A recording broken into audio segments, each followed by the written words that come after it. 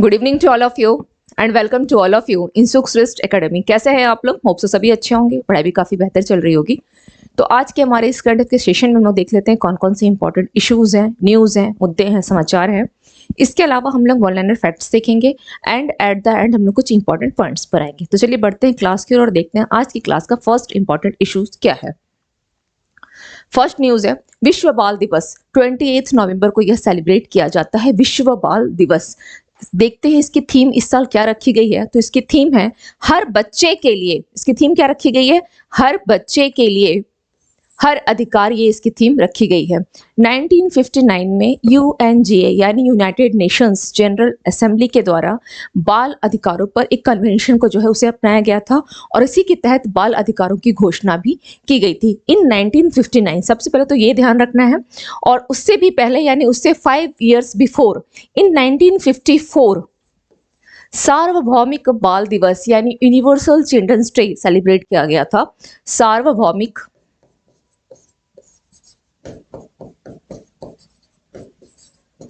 बाल दिवस यानी यूनिवर्सल चिल्ड्रंस डे।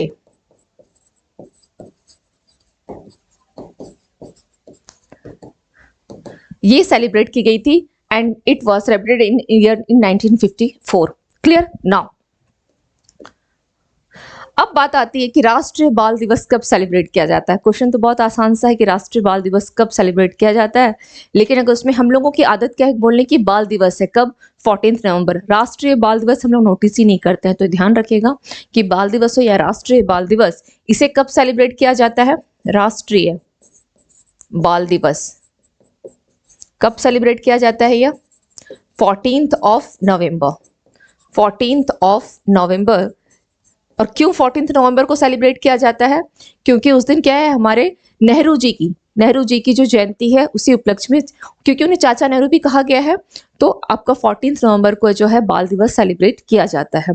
बात आती है अगर चाचा नेहरू की, तो उनका अगर जयंती से पूछा जाए इन केस, तो कब है उनकी जयंती? एक इन्फॉर्मेशन बस ये ध्यान रखिए, क्योंकि इतिहास तो आप लोग सभी को ही पढ़ते हैं जीके जीएस में, लेकिन शायद ही बहुत सारे स्टूडेंट ऐसे होंगे जिनको गांधी जी की जयंती, नेहरू जी की जयंती या किसी अन्य महापुरुषों की जयंती याद नहीं होगी, जो कि काफी चर्चित रहे हैं, है ना। चलिए, तो नेहरू जी की जयंती कब है? 14th of November. 14th November 1889। Clear? चलिए, 14th ऑफ नवंबर 1889 इनकी जयंती है। क्लियर हो गया? Now come to the next information, next news देख लेते हैं क्या है। वार्षिक संयुक्त राष्ट्र फोरम 21 नवंबर को नई दिल्ली में शुरू, यानी आज के डेट में इसे स्टार्ट किया गया है। आखिर ये है क्या? वार्षिक जो संयुक्त राष्ट्र फोरम है, इसको स्टार्ट किया गया है, क्या है, किसके द्वारा इसको आयोजित किया जाता है? तो United service institution of India के द्वारा international Committee of Red cross, किसके द्वारा है, इसको थोड़ा ध्यान रखिएगा कि किसके द्वारा इसका आयोजन किया गया है। तो International Committee of Red Cross और Centre for UN peace keeping operation के सहयोग से किया जाएगा। इन दोनों के सहयोग से किया जा रहा है। आखिर यह United service institution of India, इसकी स्थापना कब की गई है? तो 1870, यानी यह भारत का सबसे पुराना थिंक टैंक है। सोच सकते हैं कि 1870 में इसकी स्थापना की गई थी, 1870, तो ये भारत का सबसे पुराना क्या हो गया? थिंक टैंक हो गया। Now just a minute. हाँ, तो भारत की सबसे पुरानी क्या है? यह थिंक टैंक है। और इसका किस लिए इसका किया गया है? आखिर ये फोरम जो आयोजन किया जा रहा है क्यों? इसका उद्देश्य है राष्ट्रीय सुरक्षा और सैन्य मामलों पर अनुसंधान और बहस के लिए। राष्ट्र की सुरक्षा है और सैन्य मामलों पर रिसर्च है, अनुसंधान है, उसी की सुरक्षा करने के लिए। नाउ इस फोरम का उद्देश्य क्या है? प्रशिक्षण मॉड्यूल और नीति ढांचे को विकसित करने में योगदान देना है। क्लियर? अब बात आती है, चूंकि संयुक्त राष्ट्र का फोरम है, तो यूएन, इसका गठन कब किया गया? यूएनजी का गठन कब किया गया?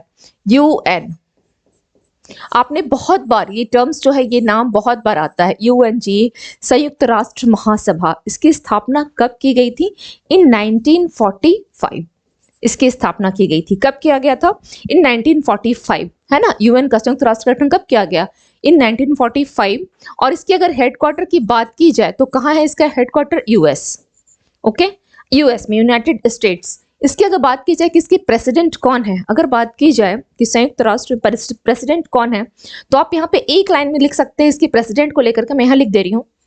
ये बिल्कुल फैक्चुअल चीजें हैं जिसको हमेशा ध्यान रखिएगा, ये मिस्टेक आपकी नहीं होनी चाहिए। यह एक बेसिक सा चीज पूछा गया है, ये केवल बेसिक चीज है। यूएन हो गया या आपका ईयू हो गया यानी यूरोपीय संघ हो गया या आपका डब्ल्यूएचओ हो गया, डब्ल्यूटी, इन सब की स्थापना कब की गई या विश्व बैंक, ये सब एक बेसिक क्वेश्चंस आते हैं जो किसी भी एग्जाम में एक आधा क्वेश्चन ऐसा इजी सा पूछ लेता है। इजी क्वेश्चन है, ये टफ नहीं है, बहुत आसान है, जो एग्जाम में पूछते हैं और स्टूडेंट वहां गलत करके आते हैं। तो बात आती है इसके प्रेसिडेंट की, कौन है? Dennis Francis. Okay, Dennis Francis.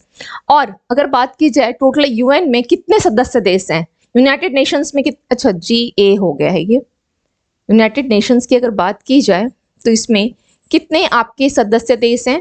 Total इसके मेंबर्स कितने हैं? 193 इसके मेंबर्स हैं। कितने हैं? 193 इसके मेंबर्स हैं। अब सवाल यह है कि क्या भारत इसका सदस्य देश है या नहीं है? तो भारत भी इसका सदस्य देश है, और चूंकि इसकी संस्थापक सदस्य देश में भारत आता है, यानी इन 1945 जब इसकी स्थापना हुई थी उसी समय भारत इसका क्या है? सदस्य बन गया था। इन 1945 भारत भी क्या है? इसका मेंबर है, इंडिया है। 193 टोटल सदस्य देश हैं और भारत इसका मेंबर है। ओके,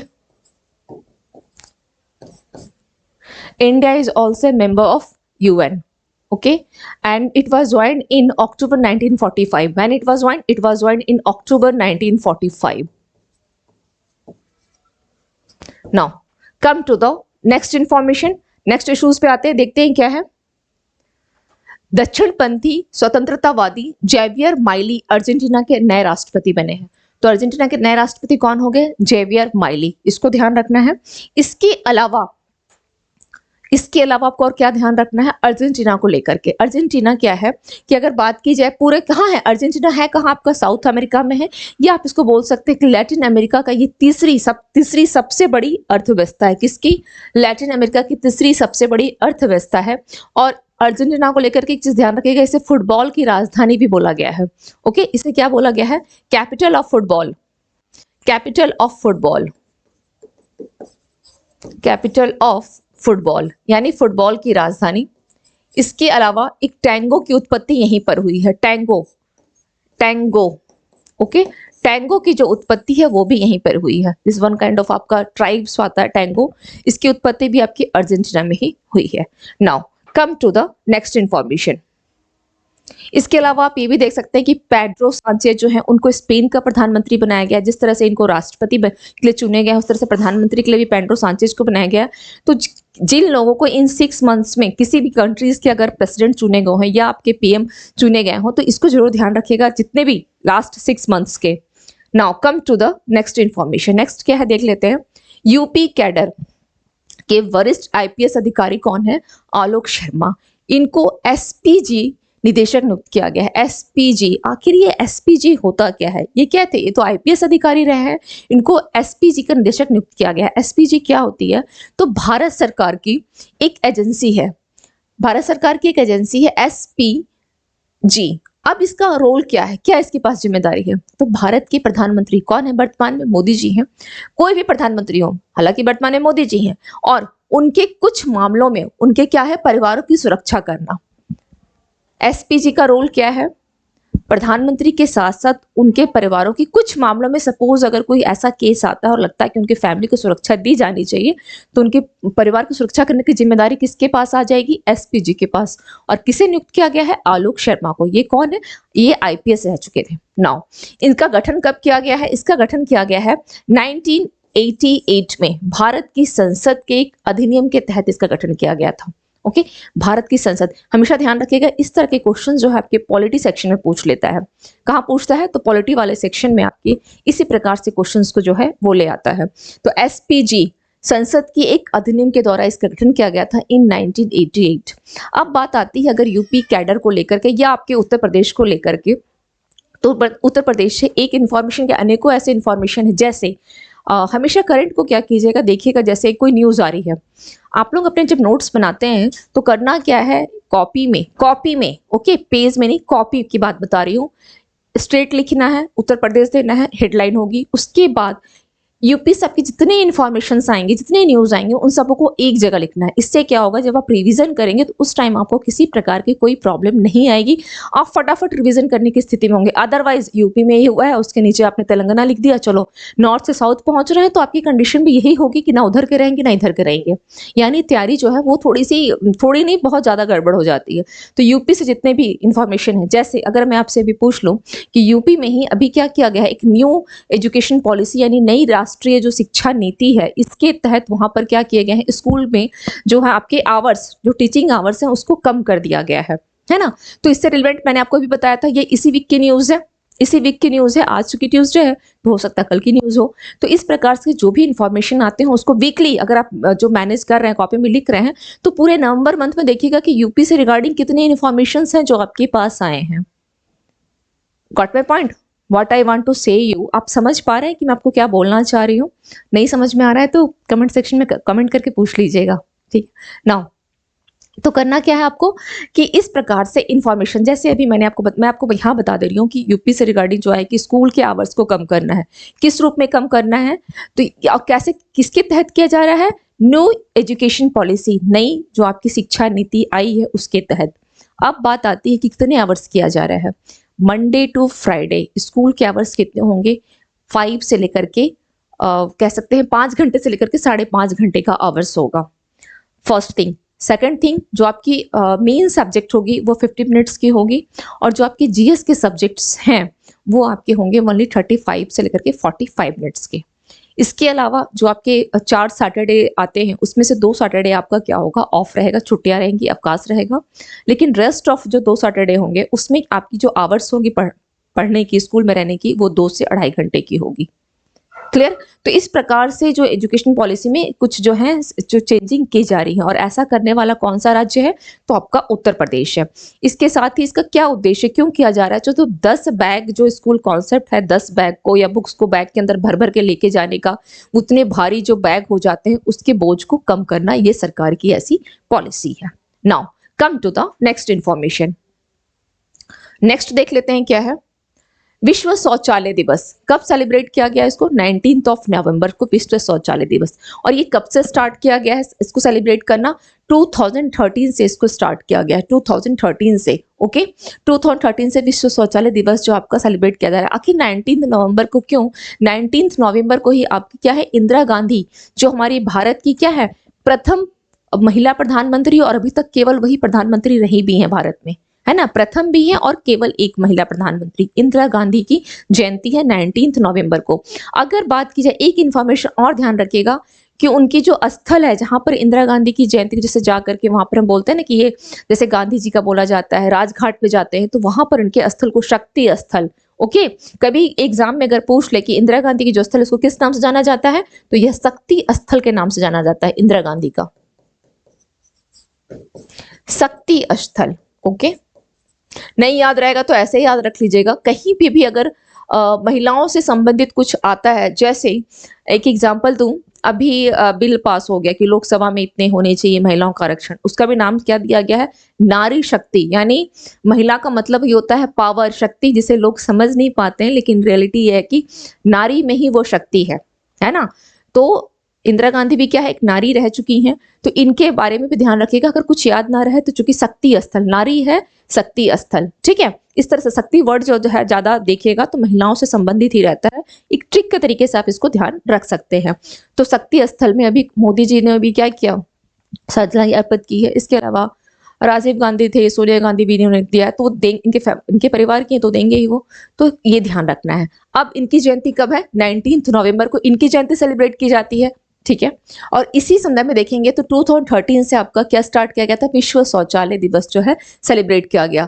इस साल का विषय क्या रखा गया है, 2023 का विषय क्या है, सुरक्षित स्वच्छता के लिए त्वरित परिवर्तन है। और इसके लिए 5 सप्ताह का, यानी 19 नवंबर से लेकर के 25 दिसंबर तक, ओके, क्या किया जा रहा है, स्वच्छ शौचालय चैलेंज, इसको शुरू किया गया है। ये 5 वीक्स के आपके प्रोग्राम है।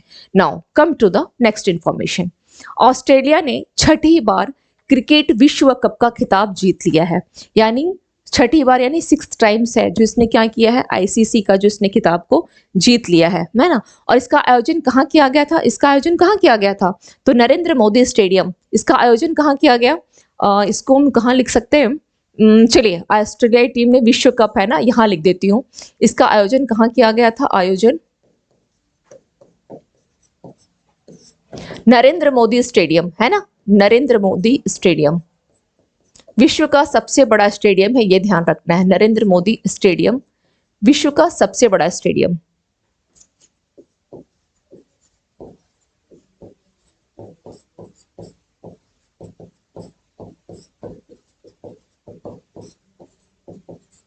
क्लियर। और यहाँ पर इस उस दिन अगर पूछा जाए तो यहाँ पर कौन थे, ऑस्ट्रेलिया के उप प्रधानमंत्री। इसमें कौन शामिल हुए थे, इस आयोजन में कौन शामिल थे, ऑस्ट्रेलिया के उप प्रधानमंत्री।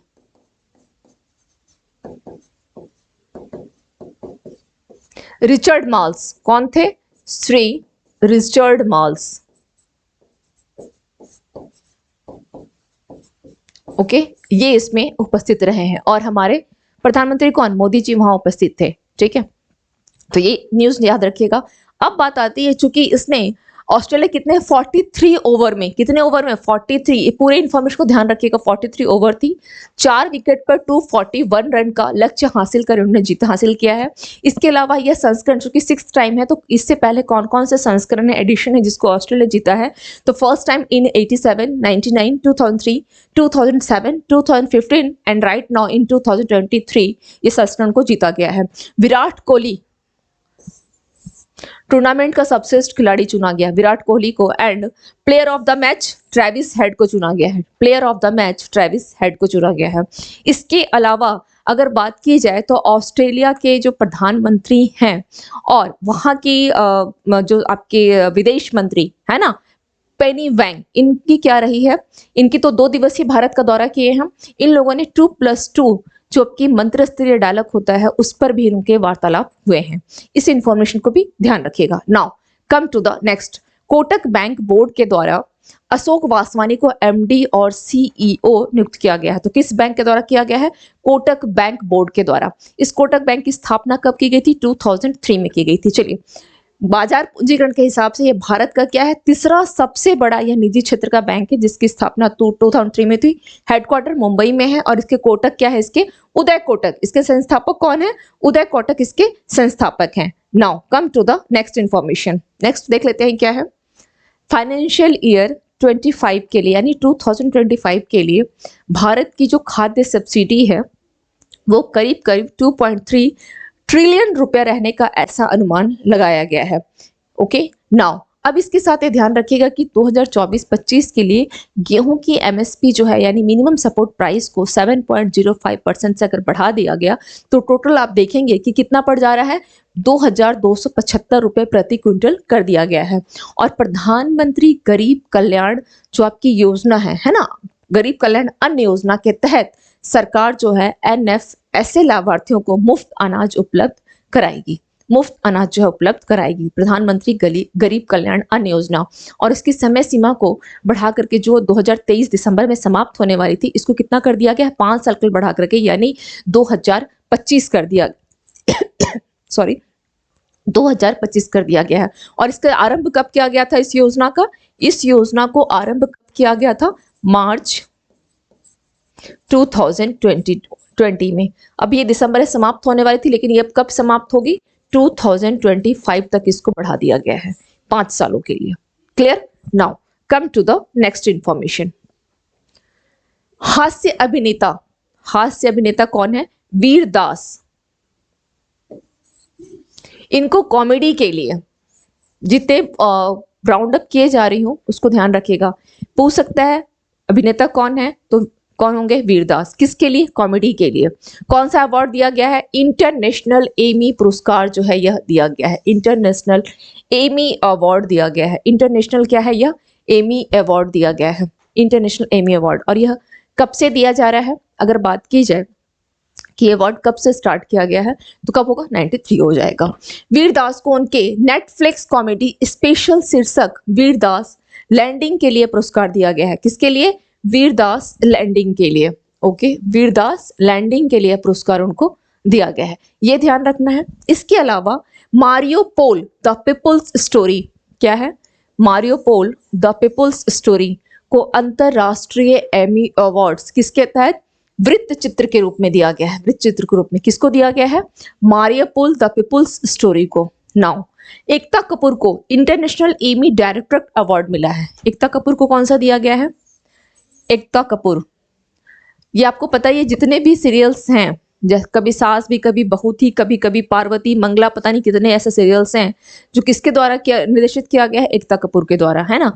भले मेल को पता हो या ना हो, लेकिन every female knows about Ekta Kapoor, हर कोई जानती है। तो चलिए, इनको कौन सा दिया गया? एक्चुअली एमी अवार्ड जो है आपकी बेहतरीन, हम बोल सकते हैं कि टेलीविजन में बेहतरीनता, जो बेहतर परफॉर्मेंस इसका रहता है, उनको दिया जाता है एमी अवार्ड, है ना। टेलीविजन की बेहतरीनता के लिए दिया गया है। तो अब एकता कपूर को क्यों दिया गया है? क्योंकि इसलिए ध्यान रखना है, इसलिए इंपॉर्टेंट हो जाता है क्योंकि हमारी कहाँ की है? भारत की है। इनको इंटरनेशनल एमी डायरेक्टरेट अवार्ड दिया गया है। ओके, डायरेक्टरेट अवार्ड, ये ध्यान रखिएगा, इनको दिया गया है। इसी तरह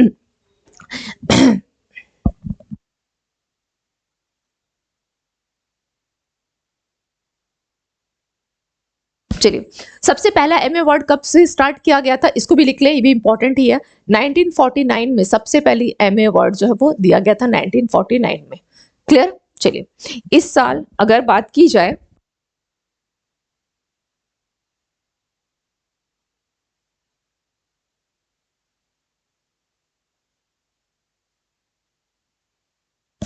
sorry for disturbing, sorry.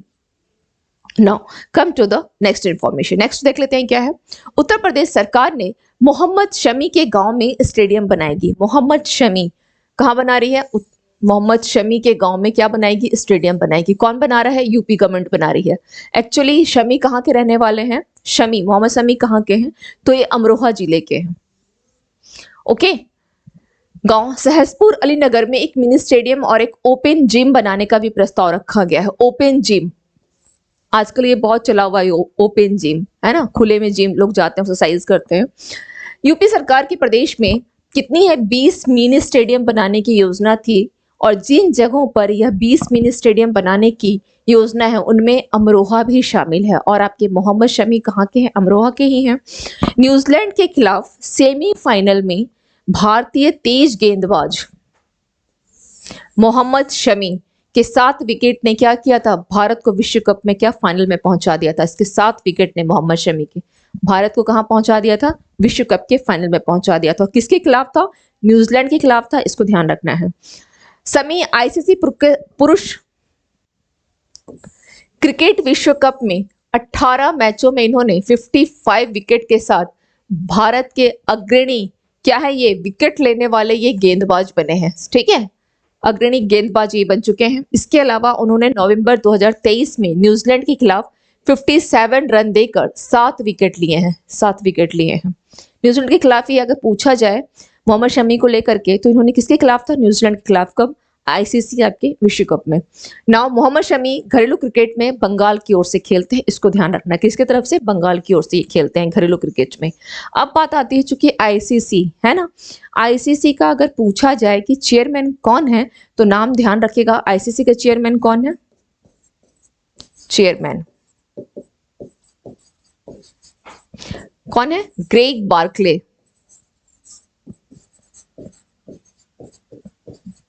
Greg Barclay, okay, Greg Barclay क्या है? आईसीसी के चेयरमैन है। Clear? Now come to the next information. Next देख लेते हैं क्या है। आयुष मंत्रालय और विश्व स्वास्थ्य संगठन यानी WHO के द्वारा पारंपरिक और पूरक चिकित्सा परियोजना सहयोगात्मक समझौते पर हस्ताक्षर किए गए। आखिर ये क्या है जो आपका पारंपरिक समझौता बोला जा रहा है? आखिर ये है क्या? तो इस समझौते का उद्देश्य क्या रखा गया है? जो भी आपकी पारंपरिक और पूरक चिकित्सा है को राष्ट्रीय स्वास्थ्य प्रणाली की मुख्य धारा से जोड़ना है। पारंपरिक चिकित्सा, जैसे पहले क्या होता था, अगर आप आयुष को फुल फॉर्म अगर आपको याद होगा, अगर नहीं भी याद हो तो चलिए मैं लिख देती हूँ। आयुष, है ना, आयुष। आयुष का फुल फॉर्म क्या होता है? A for Ayurveda, Y for आपका क्या हो जाएगा? योग, यू से यूनानी, एस फॉर सिद्धा एंड एच फॉर हेम्योपैथी। तो अगर इन सबों को अगर आप देखेंगे तो पहले ट्रीटमेंट कैसे होती थी, जड़ी बूटी के द्वारा, योग करके, है ना, लोग बहुत योग करते थे तो स्वस्थ रहते थे। और आजकल जितनी ट्रीटमेंट की सुविधाएं आ गई है, लोग उतनी ज्यादा बीमार पड़ रहे हैं। ऐसा हो रहा है कि नहीं? एक नेचुरल सी अमन बात है। तो इसलिए बोला गया है कि समझौते का उद्देश्य क्या है, ये जो पुरानी पारंपरिक विधि रही है, ये सबसे सक्सेस विधि है।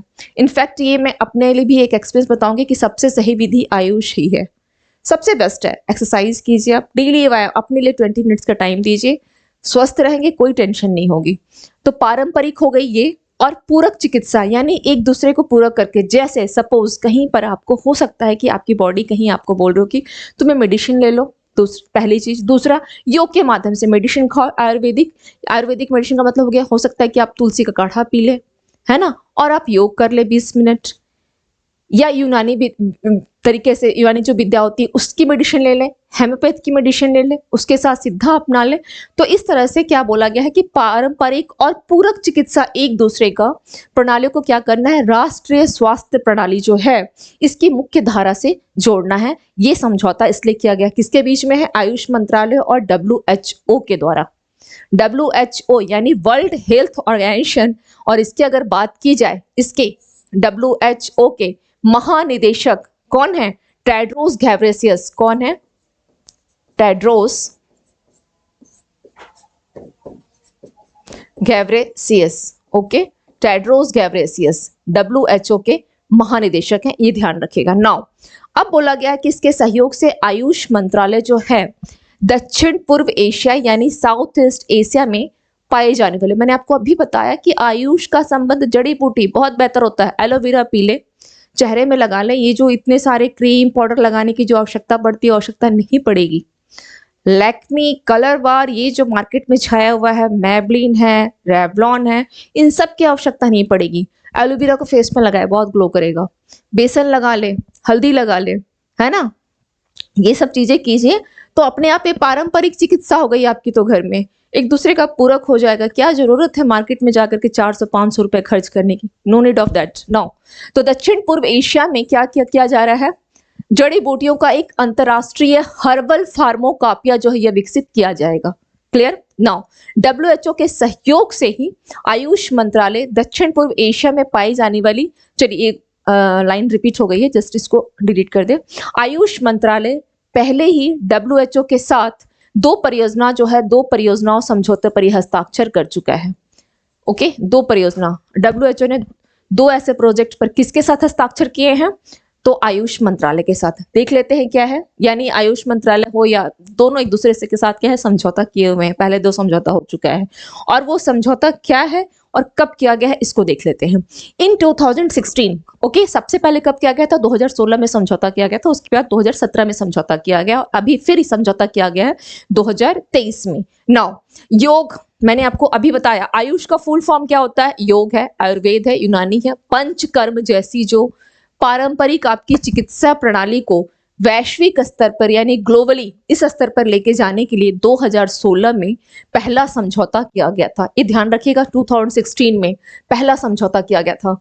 ठीक है, कभी कभी क्या होता है, हम लोग कुछ पढ़ते हैं और ध्यान नहीं रहता है, उसको बहुत आसान है। आयुष मंत्रालय और WHO यानी वर्ल्ड हेल्थ ऑर्गेनाइजेशन है, चूंकि वो है क्या, वर्ल्ड हेल्थ है, पूरे विश्व के हेल्थ को, स्वास्थ्य को ध्यान में रख रहा है। तो इन दोनों के बीच अगर समझौता होगा तो एक लाइन में ध्यान रखिएगा कि आयुष को क्या करना है, पूरे ग्लोबली उसको फेमस कर देना है, यानी उसकी जो विधा है उसको पूरे विश्व में उसको क्या करना है, अधिक से अधिक मोटिवेट करना है, फैलाना, ताकि लोग इसको और अधिक से अधिक इसको ग्रहण कर सके इन द सेंस उसको अपनाएं। कहने का मतलब ये है। अब दूसरी चीज क्या है, आयुर्वेद, यूनानी और सिद्ध की प्रणाली को मजबूत करने के लिए अगेन इन 2017 में दूसरा अनुबंध पर हस्ताक्षर किए गए थे। क्लियर? अगर अब आपसे क्वेश्चन अगर पूछा जाता है कि आयुष मंत्रालय ने निम्नलिखित में से किसके साथ समझौता किया, तो ध्यान रहेगा WHO। या WHO ने किसके साथ समझौता किया, किस मंत्रालय के साथ, आवास एवं शहरी मंत्रालय हो गया, या अगर कुछ भी देता है तो क्या होगा, आयुष मंत्रालय। Clear? Now come to the next information. Next क्या है, विश्व टेलीविजन दिवस, यानी टीवी हर कोई देखते हैं, लेकिन ये शायद ही किसी को पता हो कि टेलीविजन दिवस सेलिब्रेट कब किया जाता है। 21 नवंबर आज के दिन विश्व टेलीविजन दिवस जो है इसको सेलिब्रेट किया जाता है। संयुक्त राष्ट्र महासभा, अगेन यूएनजी, यानी यूनाइटेड नेशंस जनरल असेंबली ने 96 में 21 नवंबर को विश्व टेलीविजन दिवस के रूप में घोषित किया था, इन 96। नेक्स्ट है स्कॉटिश इंजीनियर जॉन लॉगी बेयर्ड ने टीवी का आविष्कार, एक बहुत एक जीके का क्वेश्चन है, जनरल स्टडीज, आप ध्यान रखिएगा कि टीवी का आविष्कार किसने किया था, तो जॉन लॉगी बेयर्ड ने। कब? 1924 में टीवी का आविष्कार किया था। यह एक इंपॉर्टेंट है। ये कौन है? स्कॉटिश इंजीनियर, स्कॉटलैंड का स्कॉटिश इंजीनियर है। नौ, भारत में टीवी की शुरुआत कब हुई? इन 1959, 15 सितंबर इन 1959। संयुक्त राष्ट्र शैक्षिक, वैज्ञानिक और सांस्कृतिक संगठन यानी यूनेस्को की सहायता से की गई थी। बहुत अच्छी इंफॉर्मेशन है, ध्यान रखिएगा, काम आएगा अपने लिए भी और दूसरों को बताने के लिए भी। आज हर घर में टीवी है, लेकिन शायद ही किसी को पता हो कि इसका आविष्कार किसने किया था। बेयर्ड ने। अगर इतना ध्यान रखेंगे, बियर्ड होता है ना, लड़कों की बियर्ड होती है, तो उससे बेयर्ड याद रखिएगा। और कब किया गया था? इन 1924। भारत में कब आया? इन 1959। इतना काफी इंफॉर्मेशन ध्यान रखने के लिए। नेक्स्ट है पर्यटन मंत्रालय के द्वारा शिलोंग में अंतर्राष्ट्रीय पर्यटन मार्ट का आयोजन किया गया। कहाँ? शिलोंग। शिलोंग कहाँ है? मेघालय की राजधानी कहाँ है? शिलोंग, मेघालय की राजधानी।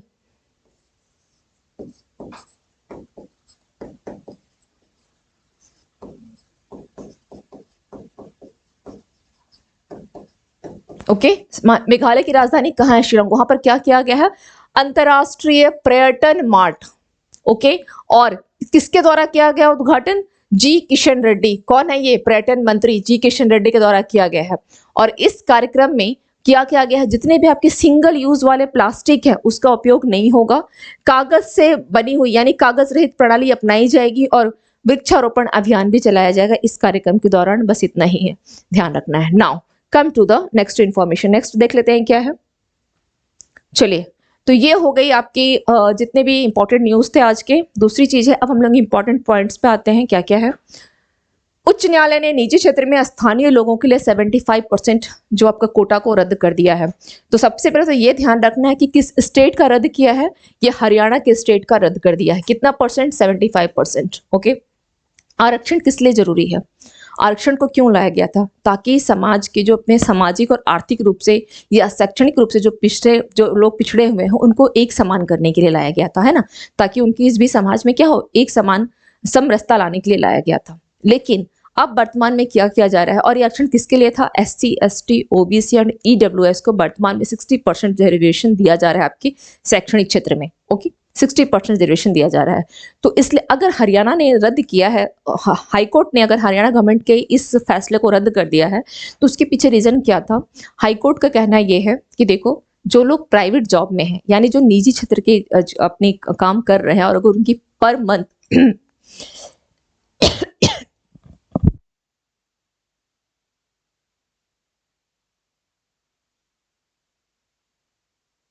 पर मंथ अगर सैलरी कितनी है, अगर पर मंथ सैलरी 30,000 है, तो उनको क्या करना है कि नहीं, उन्हें यह आरक्षण नहीं मिलना चाहिए। ऐसा किसका कहना है? हाईकोर्ट। किसका? हरियाणा के खिलाफ ये हरियाणा जो आपकी गवर्नमेंट ने फैसला दिया था, उस फैसले को उसने रद्द कर दिया है। ये ध्यान रखना है। नाउ यूपी सरकार जल्द ही स्कूल शेड्यूल, यानी मैंने आपको अभी बताया कि national education policy, new education policy जो है उसको लागू किया जाएगा। भारतीय अमेरिकी कौन है? शकुंतला भाया। इनको अमेरिका के प्रशासनिक सम्मेलन के परिषद के सदस्य के रूप में नियुक्त किया जाएगा। Okay, Samarkand institute of economics and services यानी उज्बेकिस्तान ने किसके साथ समझौता किया है? दिल्ली विश्वविद्यालय के साथ। इस इंफॉर्मेशन को ध्यान रखिएगा। नेक्स्ट है पेड्रो सांचेज। इनको अगेन ये कहाँ के? स्पेन के प्रधानमंत्री बन गए हैं। स्पेन के संसद में इनको फिर से बहुमत मिल गया और ये स्पेन के प्रधानमंत्री बन गए। 2047 में अंतरिक्ष जो आपका बोल सकते हैं यानी स्पेस टेक्नोलॉजी और विमान यानी एविएशन पर 2 दिवसीय अंतर्राष्ट्रीय सम्मेलन कहाँ किया गया? या न्यू दिल्ली में किया गया, न्यू दिल्ली। ओके, और इसकी उद्घाटन को किसने किया है? किसने इसका उद्घाटन किया? राष्ट्रपति द्रौपदी मुर्मू जी के द्वारा इसका उद्घाटन किया गया। नेक्स्ट है भारतीय स्टेट बैंक यानी एसबीआई ने सिंगापुर और अमेरिका में क्या किया है, अपना योनो ग्लोबल ऐप लॉन्च किया है। और एसबीआई जो है 9 देशों में अपना ये ऐप को लॉन्च कर चुकी है। एसबीआई कितने देशों में? 9 ऐसे कंट्रीज है जहां पर योनो ग्लोबल ऐप को लॉन्च किया गया है। और इसके साथ ही सिंगापुर की अगर बात की जाए तो सिंगापुर के साथ उसने पे नाउ में भी क्या कर रही, इंटीग्रेटेड हो रही है। अमेरिकी खाद्य एवं औषधि प्रशासन ने पहली चिकनगुनिया वैक्सीन को मंजूरी दिया है और ये किसके ऊपर कारगर होगा? 18 ईयर्स से एवब जो होंगे उनके लिए है, 18 ईयर्स से एवब के लिए। चक्रवात मिदली बांग्लादेश के तट से टकराया, बांग्लादेश के। और बात की जाए कि भारत के ऐसे कितने राज्य हैं जो बांग्लादेश से सटे हुए हैं, तो कौन कौन से हो जाएंगे आपके? असम, त्रिपुरा, मेघालय,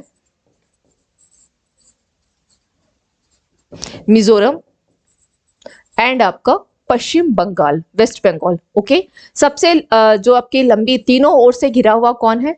त्रिपुरा है। तीनों ओर से त्रिपुरा जो है बांग्लादेश से घिरा हुआ है। देख लेते हैं इमेज में। सपोज ये मान के चलिए आपका त्रिपुरा है, ये त्रिपुरा हो गया, मिडिल वाला ये त्रिपुरा है। तो तीनों ओर से यहां भी यानी नॉर्थ से, वेस्ट से और आपके साउथ से किससे घिरा हुआ है? या बांग्लादेश से घिरा हुआ है, बांग्लादेश से। ठीक है, ये 3 साइड से इस तरह से इमेज में ध्यान रखिएगा। और अगर बात की जाए कि सबसे लंबी जो सीमा साझा कौन करता है, तो आपका वेस्ट बंगाल करता है। वेस्ट बंगाल बांग्लादेश के साथ लंबाई में। 9, मणिपुर सरकार ने क्या किया है? स्वशासन अल्टीमेटम के लिए आदिवासी निकाय के खिलाफ। एक्चुअली आपके आर्टिकल 6 में इस जो स्वशासन का कॉन्सेप्ट है केवल आपके अनुसूची, आर्टिकल तो नहीं सॉरी, अनुसूची शेड्यूल 6 में दिया गया है। और 4 राज्य इसके अंतर्गत आएंगे जहां पर ये स्वशासन जो है निकाय परिषद का गठन किया जा सकता है। और वो कौन कौन से हैं? अनुसूची 6 में कौन कौन से वो राज्य हैं? आपका असम हो गया, मेघालय, मिजोरम मैं शॉर्ट में लिख दे रही हूँ, ओके, एंड आपका त्रिपुरा। ये 4 ऐसे नॉर्थ ईस्ट के स्टेट हैं जहां पर स्वशासन जो है परिषद का गठन किया गया है। और वर्तमान में 10 ऑलरेडी गठन किए जा भी चुके हैं इन 4 स्टेट में। मणिपुर उसमें शामिल नहीं है। तो ये सरकार क्या कर रही है? इसके खिलाफ कोई कुछ कानूनी कार्रवाई करेगी। हालांकि यहाँ की जो आपने अभी न्यूज में कुछ दिन पहले मैंने बताया भी था, 9 मैती संगठन जो है यहाँ पर प्रतिबंधित कर दिए गए हैं। नेक्स्ट है, आरबीआई ने एक्सिस बैंक पर 9.92 लाख रुपए का जुर्माना जो है लगाया गया है। Now come to the next information. Gecko प्रजाति की खोज कहाँ की गई है? मिजोरम में। 13वीं हॉकी इंडिया सीनियर पुरुष राष्ट्रीय चैंपियनशिप कहाँ शुरू हुई? चेन्नई। बंगाल की खाड़ी में उत्पन्न चक्रवाती तूफान मिदली बांग्लादेश से टकराया है। पाकिस्तान T20 टीम का कप्तान शाहीन शाह को नियुक्त किया गया है। पेड्रो सांचेज कहाँ के? तो ये स्पेन के प्रधानमंत्री चुने गए हैं। किसे पहला life time disturbing the peace award? Salman Rushdie. भारतीय सेना और बीआरओ ने कहां पर? तो सिक्किम में ब्रिज पुल का निर्माण किया है। किस देश के स्टार्टअप शी गार्ड ने सिर्फ जलवायु नवाचार प्रतियोगिता जीती है? पाकिस्तान ने। एंड किस भारतीय अमेरिकी को अमेरिकी के प्रशासनिक सम्मेलन में नियुक्त किया गया है? शकुंतला भाया, जो कि भारतीय अमेरिकी मूल की है, भारतीय मूल की है। तो ये हो गई आज की क्लास से रिगार्डिंग आपकी कुछ इन्फॉर्मेशन। ओके, अगर कोई भी डाउट हो, आपको किसी भी प्रकार के कोई डाउट हो, अपना कमेंट सेक्शन में कमेंट करके जरूर पूछ लीजिएगा। अभी नेक्स्ट फिर मेरी क्लास है, थोड़ा सा अगर कुछ और चीजें अगर होता पॉसिबल तो कुछ और भी मैं एक्सप्लेन कर सकती थी, बट अभी नेक्स्ट मेरी क्लास है। सो तो आज की क्लास को हम लोग यहीं पर द एंड लगाते हैं, स्थगित करते हैं और मिलते हैं फिर tomorrow evening same time. Thank you to all of you and have a nice evening.